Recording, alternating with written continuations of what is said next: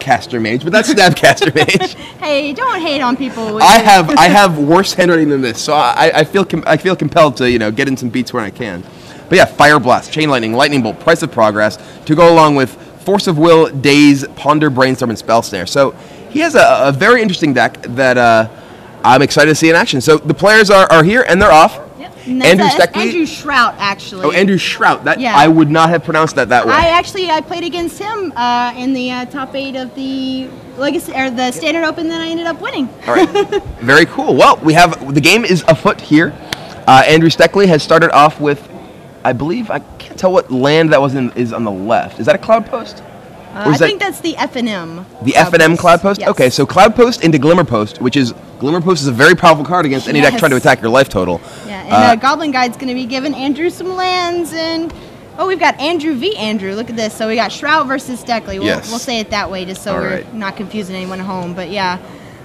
Woo. So Goblin Guide comes in, does 2 damage. That Glimmer Post gives Andrew Steckley another life. So I believe Andrew Steckley is at 19 life from that Goblin Guide hit, and the gain life from Glimmer Post. Although if Glimmer Post came down turn 2, it would be 20. That would be correct. So Shrout plays a Ponder. Brainstorm, Lightning Bolts, and a Wasteland. And he ponders.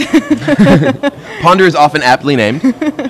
But we've been talking all day about what a diverse format Legacy is. Yeah, it's wonderful. And we've seen so many different decks already, and now we sit down, round 8. These players are both in top 8 contention, playing 2 decks. Not only have we not seen today, I have never seen before. Yeah. These players both have decks that I look at them and I have to piece together what's going on, because these are not established archetypes. These players are both playing very cool looking, very new decks. It's like a Goblin Guide gives a land to Steckley. It looks like with an island. And Grim Lavamancer comes down. All right. So map goes away, probably searching out another Cloud Post or He could want Glimmer Post. I don't know what his hand is, because if he gets a Glimmer Post, he's gonna gain 3 life from the 3 posts. His opponent is clearly on a very aggressive strategy. And buying time is often what you want to do. Yeah. We'll see what he gets. I wish we could see his hand. Digs through. He gets Forest. Okay. Forest enables him to cast Crop Rotation. It also turns on Primeval Titan. He only has 1 Forest in his deck, along with 4 Tropical Islands. So, interesting. Those are forests too. Come on. Yeah, they're island forests. They are. Oh, I was just like, 1 actual forest. They are forests. I won't leave them out. Smokey the Bear would save them all the same. All right. Steckley is in fact trying to prevent his forest from being lit on fire by this burn deck across the table. Look at that segue. That was, I feel so clever. Very nice.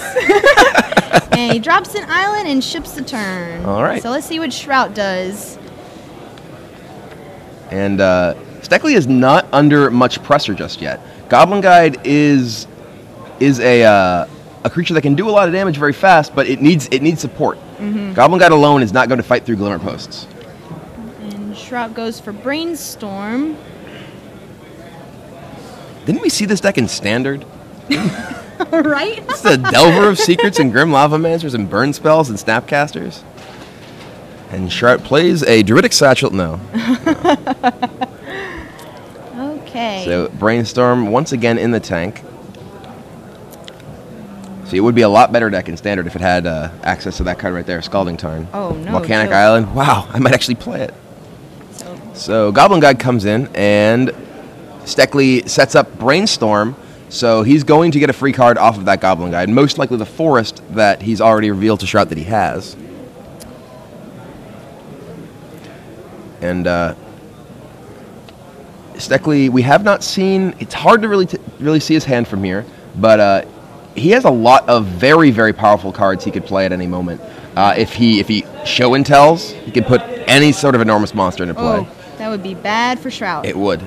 Because he's just got nothing but, little dudes. He does have counter magic, so that's one thing that Shrout's deck definitely has as compared to your standard burn style of deck. burn decks typically just need to go 20 to the face as fast as possible. Shrout is able to back his burn up with a bit of disruption.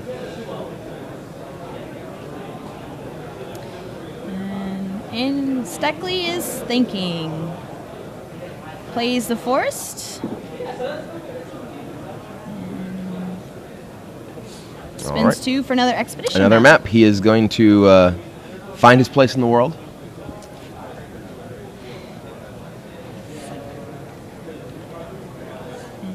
All right. Think some more. Let's see if we can see a little bit. What I think is that a. I can't see what's in his hand. He is very cagey with his hand here. All right, Lavamancer shoots him for 2. To the face. Steckley drops to 14 life. So hot, that Lavamancer. Might need to call in Smoke of the Bear pretty soon. Yeah. Sure, Steckley's glad that this is not that new Magic the Gathering commercial. I have not seen that. I have not seen that. It's so cool. I've heard it's very cool. I have not actually had a chance to like to sit down and watch the Magic cards actually do what they say they're doing, and he would actually throw some fire in his face, and that would hurt pretty bad. Speaking of throwing fire in someone's face, Steckley takes 3 from a lightning bolt, dropping him down to 11, I believe. Right. Shrout draws. Looks like an Arid Mesa. And plays it. I think, is that a Chain Lightning in his hands? I believe I saw Chain Lightning in his hand earlier. He certainly has them in his deck. And Brainstorm. That was a very aggressively pointed Brainstorm. He was like, ugh, yeah. Brainstorm. Pointed at you. Brainstorming you. It's like, all right, and all right. Steckley's like, I'll draw 3. Sure, yeah. No, that's not how the cards work. It'd be pretty sick if Brainstorm was targeted. Yeah. Misdirect it.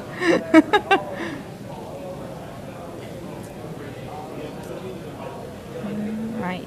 All right, so a fetch land follows the Brainstorm. A very typical Legacy play. Yeah. Shuffle away what edition those 2 of those cards. lands? Are those white bordered like Mirage? They look like Mirage, maybe. No, they have full. They have full mana symbol boxes. Yeah, I can't tell. I'm not familiar Probably with Magic that old. Maybe a base set. Well, no, they have white borders, but they have the full mana symbol in the box, which is actually a relatively new thing. Lands for a long time just had the tap to add whatever text in the box, which was way less cool. It was actually, I believe, Unhinged or Unglued that first had the full mana symbol in the text box for the rules. Huh. I am that old. I have been playing for that long. I've only been playing since Ravnica, so... I opened a Mox Jet in the first booster pack I ever opened, so... Wow. And I was confused why it was worth $5. All right, so the heat continues to come in. We're not sacking the map yet. He's waiting for it. He draws a Brainstorm. Looks like he's got a grip full of lands. Yeah, he's got a lot of something. A lot of cards, that's for sure. But he's at 8, so now he's starting to feel the pressure. Yeah, and is that another forest he played? Looks like Misty Rainforest. Okay. I think that's an actual forest. No, yeah, it can't be forest. It must be Misty or something. And he another Brainstorm. Still can't see what he's holding there. So draws. I see a Crop Rotation. Crop Rotation represents 3 life because it can get a Glimmer Post. I'm not sure. I think if I was going to Brainstorm there, I would certainly Brainstorm before playing my land. Yeah. Because if he did draw a Glimmer Post, he would want to have the option to play a Glimmer Post, then potentially Crop Rotation into a Glimmer Post. So while he may want to shuffle away some of these cards, he could also do that with Crop Rotation. Ooh, Price of Progress.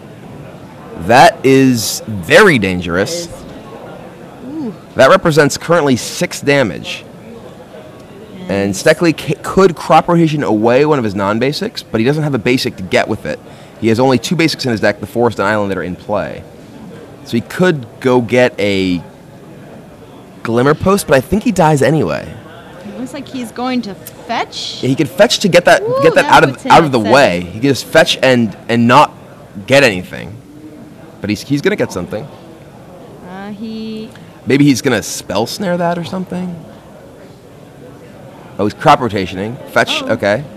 He's another island. That was fetch a tropical Crop Rotation for a Glimmer Post. So that puts him up to 11 life, and then if he takes the 6, that will drop him to 5. Which is better than being at 1. But it's very close to 1, though. His opponent has Goblin Guide and Grim Lavamancer in play. 5 life is not very much. Any burn spell will kill him. Yes. Especially with Shrout untapping. So we may have another crop rotation. Yep, there's a second crop rotation. We're losing. This is interesting. We're losing our island, and we are getting another Glimmer Post. Not terribly surprising. So Steckley is going to go up to. I don't know what just happened. Was it another Price of Progress? Another Price of Progress, wow. So Steckley, dropped to... Did he just die in response to the trigger? I think that's what happened. I think he put the Glimmer Post into play, the life gain trigger went on, and died to Price. Wow. Jeez. Andrew Shrout was not joking around with the amount of burn he threw around right there. Yeah. So let's take a look at what these players have going on their sideboards. So, Steckley, let's see... I am not excited by his sideboard options here. He's got 4 Mind Break Trap, 3 Energy Flux, 2 Croson Grip, 2 Mind Harness, 1 Mazavith, 1 Bajuka Bog, 1 Tabernacle, and 1 Life from the Loam. So I'm not really sure. Well, Mazavith is a reasonable card against a deck that's doing a substantial amount of damage to you with creatures, and Andrew did take quite a bit of damage from that Goblin Guide. That said, he doesn't really want to sacrifice any of his early mana to crop rotation for that or anything. Right. So I don't know if that's a great option. That said, I don't think he's really looking to keep in 4 All Is Dust in this matchup. Yeah. He has 4 7 casting cost spells against the blue-red deck that played nothing that cost more than 2. So my inclination is that All Is Dust probably comes out. I would not be surprised to see maybe Mind Harness come in. Mind Harness is, for those of you who aren't familiar with the card, it's a Mirage card, I believe. It costs 1 blue mana, it has a cumulative upkeep of 1 mana, and it is gain control of target green or red creature.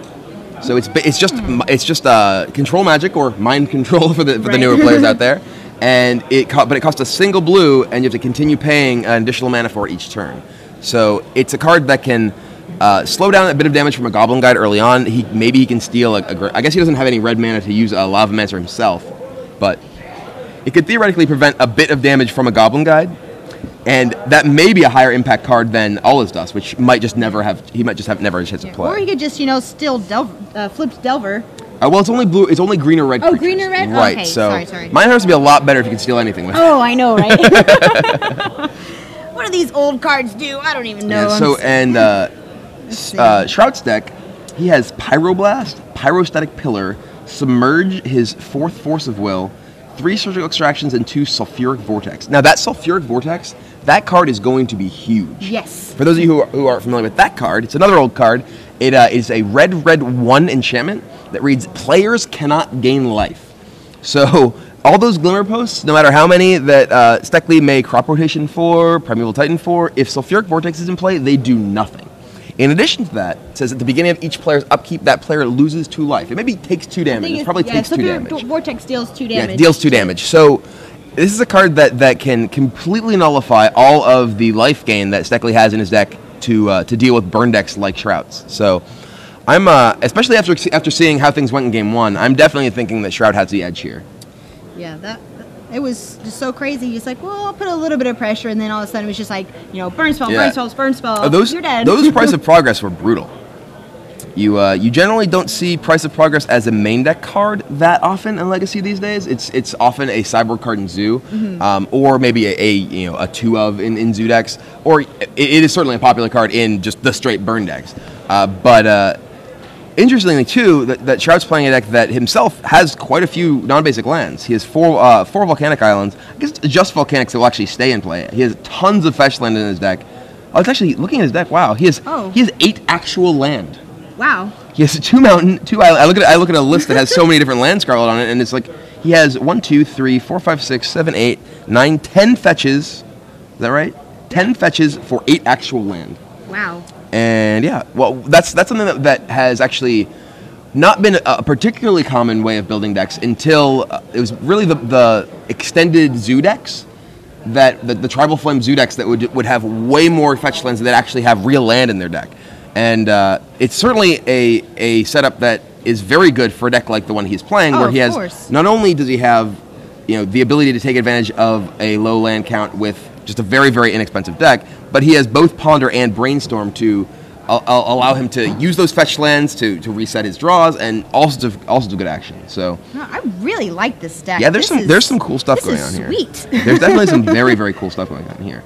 And all right, and we are off once again. So Delver comes down. Turn 1. That's a card we've seen a lot of this weekend, but not yet in Legacy. So this is our first, at least the first Delver I've seen. I don't know what the last match looked like, but Delver comes down on turn 1 for Shrout. Steckley has, is this a Vesuva copying Misty Rainforest? Okay. That can't really be the start he's looking for. Yeah. Vesuva is generally a card you want to be using to copy Cloud Post or Glimmer Post. Yeah. So it looks like Shrout's pondering into Ponder, Force of Will, and Arid Mesa. It looks like he's going to set it up so we can flip his Delver next turn. Yeah, Delver is a card that we see in Standard with Ponder. In Legacy, is support from both Ponder and Brainstorm. So it is a much more effective card in terms of its ability to flip frequently. Though it looks like Shrout pondered and is then fetching. So I don't think that he's going to have a guaranteed flip next turn. And he goes for a Volcanic Island. He's probably going to drop a Goblin Guide or a Loft Mister. And Steckley taps the Delver. It's like, oh, I'm taking one. I understand what's happening here. All right, and a second Delver for Shrout. I really like Delver Secrets. It's kind of got the fly feeling to it. It's a cool card. It's really like excellently designed. Did you hear the Eric Lauer interview that Evan posted? No. Where he was talking about the development of Delver of Secrets.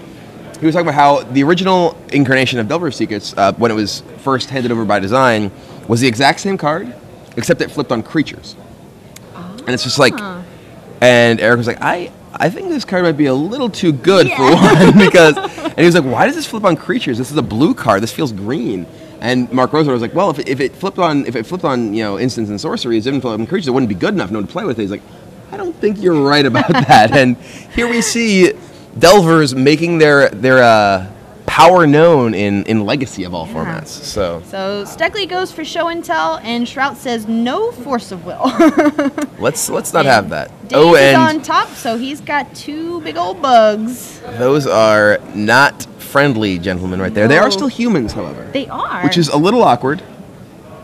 I don't think when I think of humans, I generally don't think of insectile appendages, mantis arms and things like that.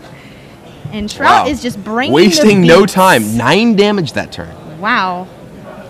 And Steckley draws again, looks at his hand, and puts his head on the hole.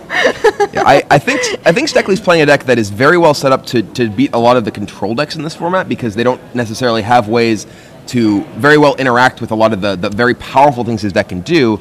However, against the aggressive decks, it seems like he might be a little bit slow, especially those that are able to use counter magic to stop him from playing his Show and Tells. Yeah. And he concedes. All right, wow, there it is. So Andrew Shrout wins the match 2-0 against Andrew Steckley. The Battle of the Andrews, and Shrout emerges victorious. Well, Shrout's a good player. I was on my heels when I played him back in 2009, so it came up to a lucky top deck in that top 4. All right. Well, here he has shown his skills in Legacy as well. So definitely a multi-format all-star. So if you are also a multi-format all-star, you might want to try your hand at playing in the Star City Games Invitational, and you can do that by playing in an Invitational Qualifier. SCG Live is brought to you by StarCityGames.com, and in case you hadn't heard, you can now qualify a StarCityGames.com Invitational through Invitational Qualifiers held at your local store. Whether you're a player looking for an Invitational Qualifier near you, or a store owner interested in hosting one of these exciting events, contact SCGIQ at StarCityGames.com, or you can learn more by visiting StarCityGames.com/IQ. And if you're lucky, maybe you won't lose in the finals. Yeah. Well, I had a lot of fun that day. Mm-hmm. It was like, like the IQs are, they're competitive, but they're not so, you don't feel like, oh my God, like, I'm playing at PGQ, about to win, and mm-hmm. It's more like you're playing with all your local buddies, and it's just fun, it's sort of like a little bit more competitive.